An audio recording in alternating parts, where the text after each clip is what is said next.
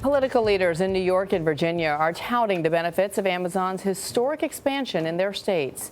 You're looking at pictures of the New York site in Long Island City. After a 13-month search and bids from 238 cities, the tech giant announced it will split its second headquarters between the Long Island City neighborhood in Queens, New York, and Arlington, Virginia. Amazon hopes to bring 25,000 jobs and $2.5 billion of investment to each location. The company was offered more than $2 billion in tax incentives from the two combined. In a new article, The Atlantic's Derek Thompson asks, why are U.S. cities spending tens of billions of dollars to steal jobs from one another in the first place? Derek is with us now. Good morning. Good morning. Wouldn't we want governors, mayors, others to say and put out the red carpet and bring a company like Amazon to their neighborhood? Sure. Amazon's a fantastic company, and it's a credit to many cities that get Amazon jobs or jobs from Apple or any other large company. But here's the issue.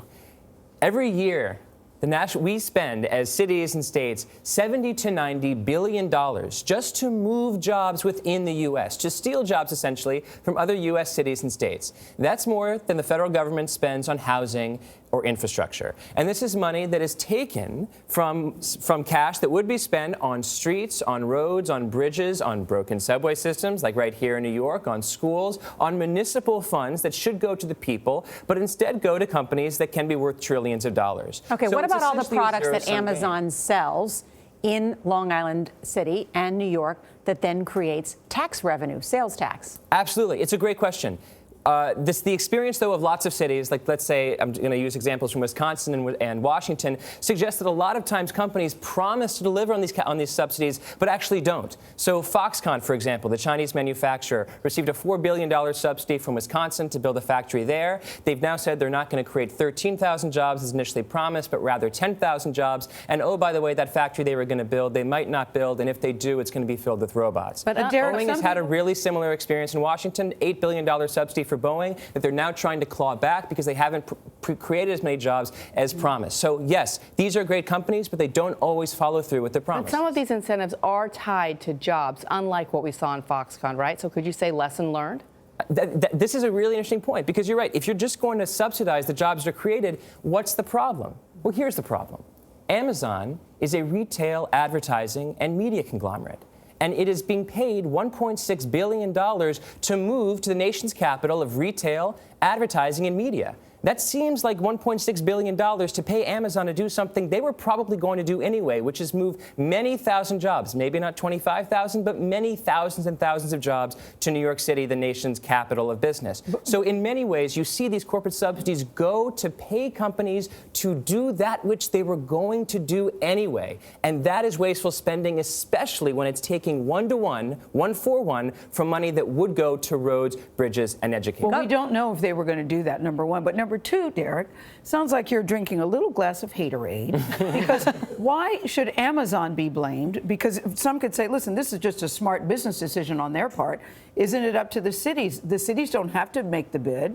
If they want to fix a crappy subway system, they should do that. Why is Amazon being blamed?